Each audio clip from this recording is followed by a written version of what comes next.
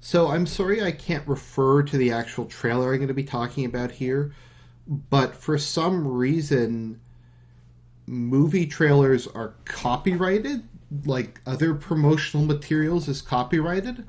So if I wanted to show the movie trailer and promote people seeing a movie, that would be copyright infringement. Okay, then. Like, I get uploading the movie would be copyright infringement, but why would the trailer? Anyways, so the Southern Reach trilogy. Before we get into what the Southern Reach trilogy is, I'll try to remember to include a link below. Go watch the Annihilation trailer. Because when I saw this trailer in theaters, hopefully you're like me and you went, "Holy crap, this looks amazing!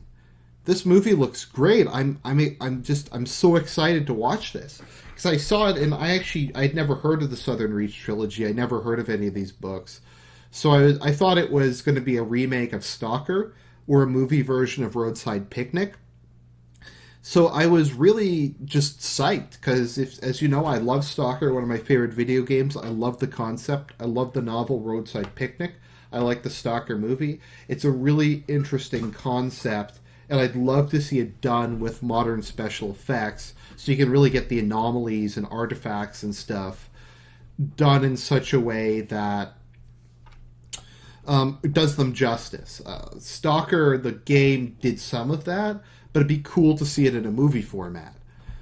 So I saw the trailer and I'm like, this is amazing. I gotta go read the book this is based on. So if you have Audible America, they have the Southern Reach trilogy as one audiobook. So for one credit, you can get all three books, which is a bargain in my opinion. It's like 21 hours long or something, but it's three books, so you can't really complain. So the Southern Reach trilogy is three books. The first book, which covers the movie, Annihilation. The second book, Authority. And the third book, Acceptance. Now, why I chose to do a video about this is one of the most bizarre trilogies I've ever seen. It's hard to even really describe, but I'll give it a try. The direction the series takes after book one is something without precedent. And just how strange it gets, how the genre changes, how the storytelling changes, all in a negative way. If you're going to read it, Annihilation is good. The main problem, and we'll get into this in a minute, is it's super short. It should have been like twice as long, but it's not bad. Then Authority has like nothing to do with Annihilation. It's not terrible. It's if Annihilation's like a 7.5 to an 8 out of 10, Authority's like a 5 out of 10. I didn't hate it, but I didn't like it. Acceptance is like a 1 out of 10. I find it unreadable. It is one of the worst books I've ever tried to read. I haven't gone through it yet. I was able to get through Annihilation in like 2 or 3 days, Authority in like 4 or 5 days. Acceptance, I can't get through. It's too bad. I'll finish it at some point, though. There's only a couple hours left. But what is the background of the series, and why was I so intrigued when I went into it? So, I think it was about 20 years ago, you had an event. The exact nature of the event isn't really known, but in a kind of a unidentified part of the United States along the coast, you had an event that happened in the creation of the zone. Now, I refuse to call it Area X because Area X is a stupid name, and it's very obviously the zone. That's what they call it in Tiberian Wars, CNC3. That's what they call it in Stalker. That's what they call it in Roadside Picnic.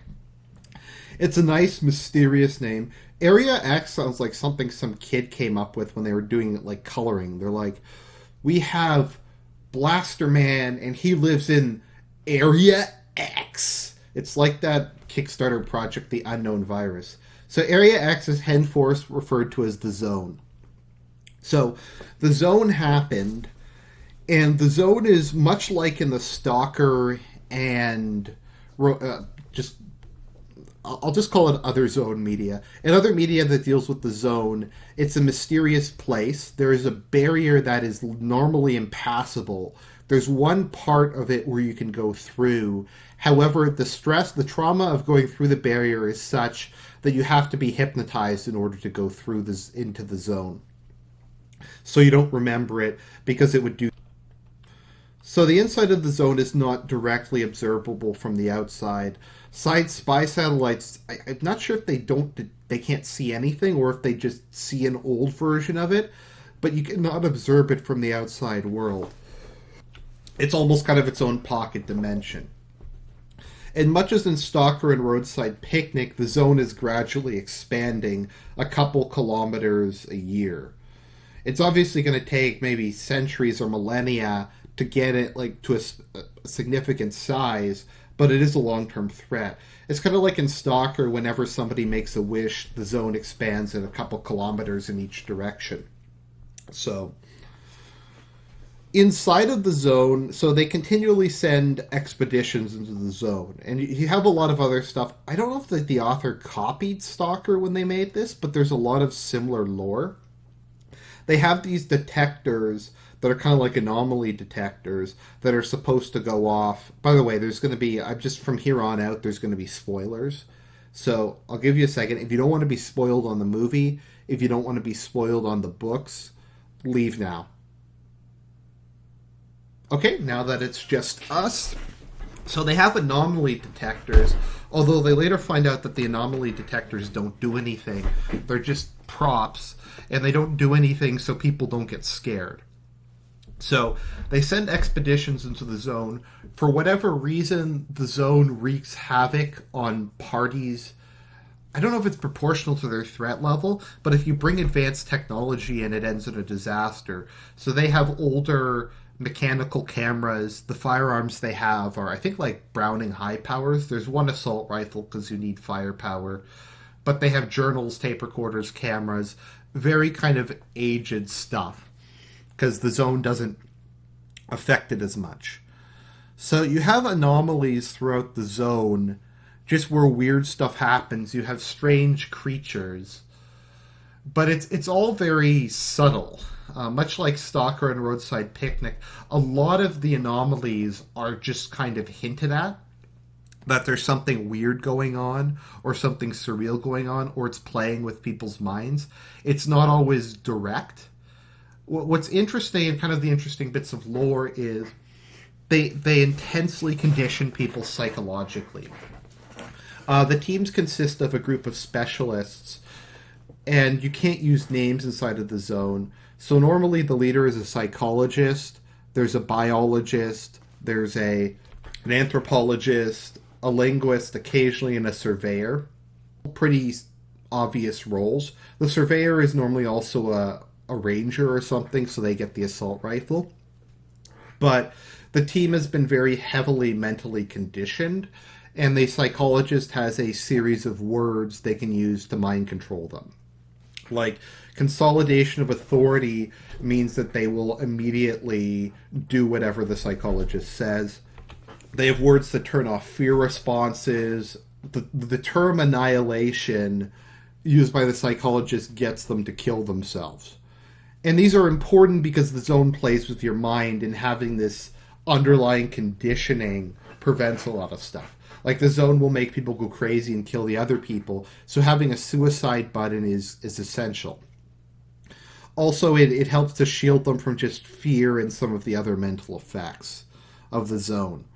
So when they go into the zone, the first place they go is the tower or the tunnel, which is basically a tower underground.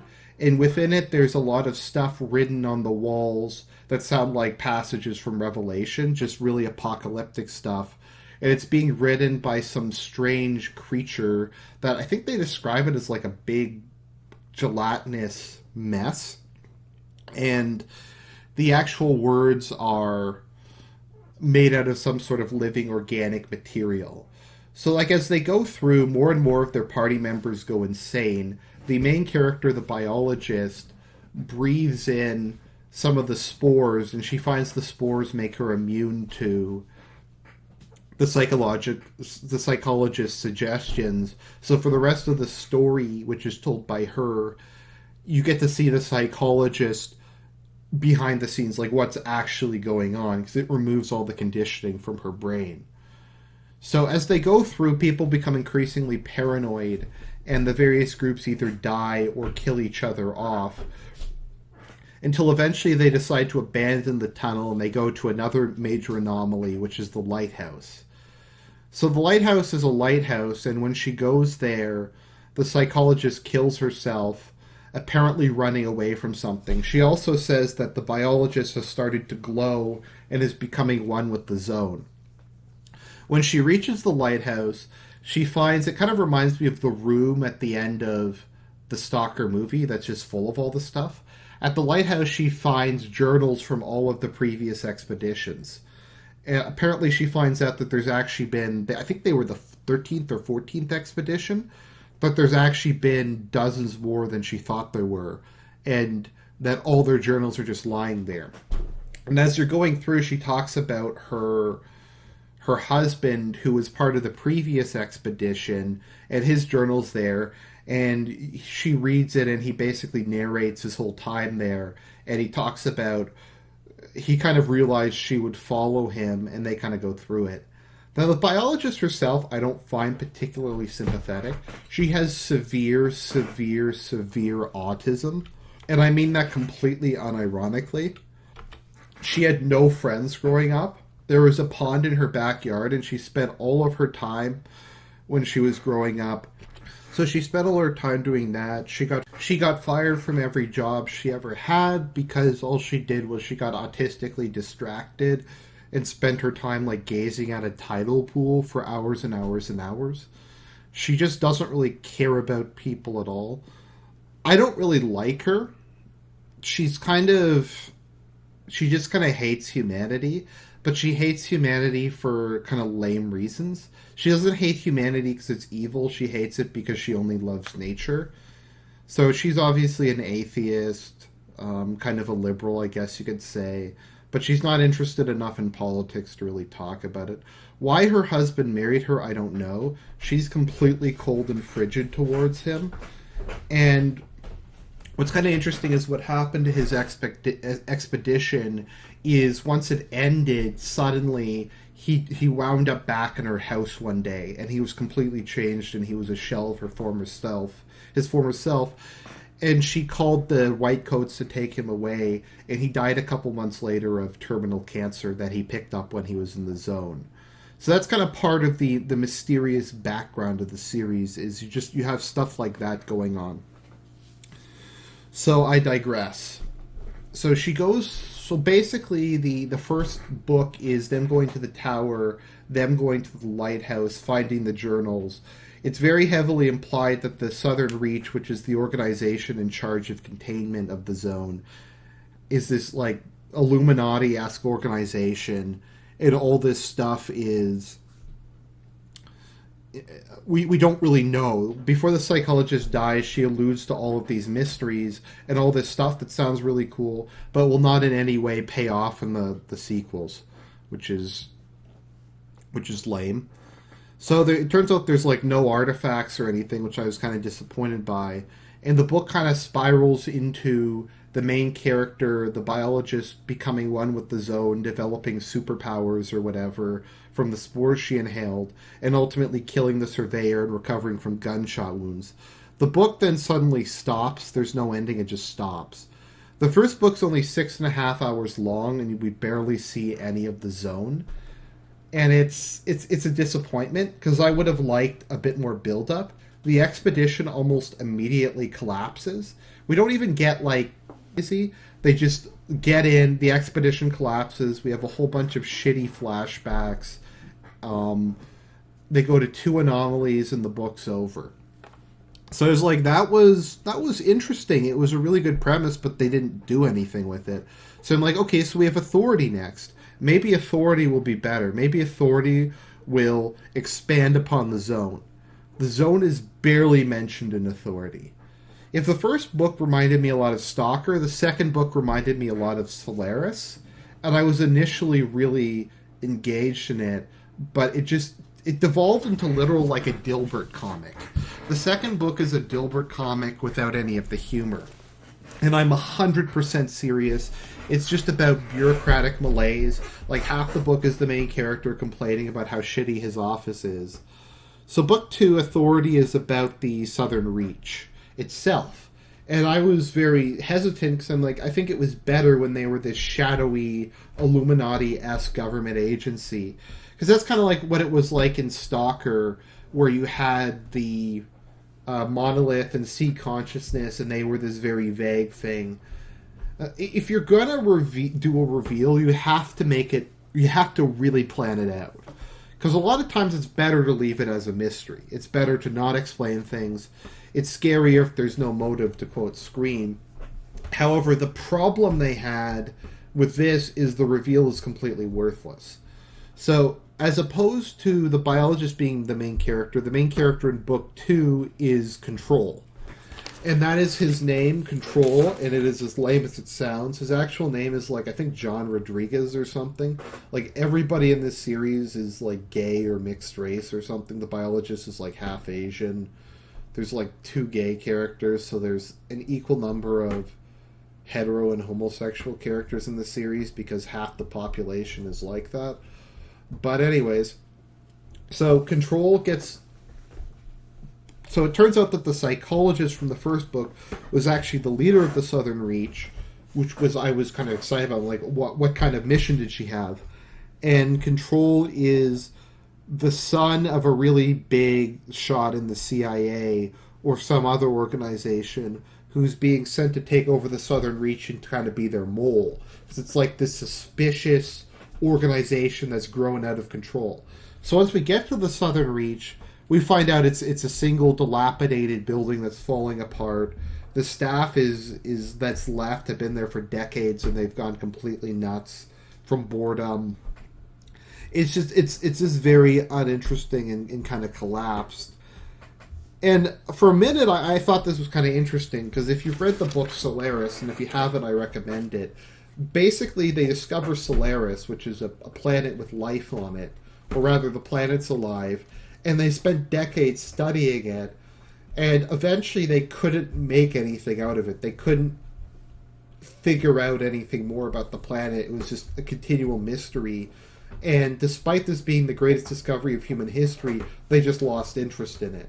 So by the time the main character arrives, there's only 3 scientists left on a dilapidated station. It's just kind of interesting to have this amazing discovery that's just so impermeable that no one even really cares about it anymore. Which I thought was fascinating personally. So I was like, okay, this is channeling Solaris. This could be cool. It turns out they'd sent like dozens of expeditions in, and they'd stopped returning with any new samples or anything. So Control takes over, and what follows is literally 80% of the book is him dealing with office politics. Him dealing with his lesbian second-in-command who doesn't like him. Him dealing with some weirdo named Whitby. Him talking about how depressed he is and how sad his background is. Awkward sexual tension with the biologist. And that's really the whole book. They barely mention the zone. They talk about the mystery of Area X, the mystery of the zone. We have to solve it. It's like the riddle of steel. But keep in mind, what we're doing is we're having a whole book about a whole book that's longer than the book that was about the topic. So if the first book was about 6.5 to 7 hours long on Audible, the second book's like 10 hours long. So for very little amount of screen time the zone gets, you have an entire book about a man being driven crazy by the mystery of it. They never say anything specifically about the mystery. They just say, oh, it's a mystery. It's a mystery. It's a mystery. And there's like, we don't get any more specific details. It's just really boring. It's really superfluous. It doesn't even feel like it's a sequel. It just feels like some poorly written conspiracy thriller from another series.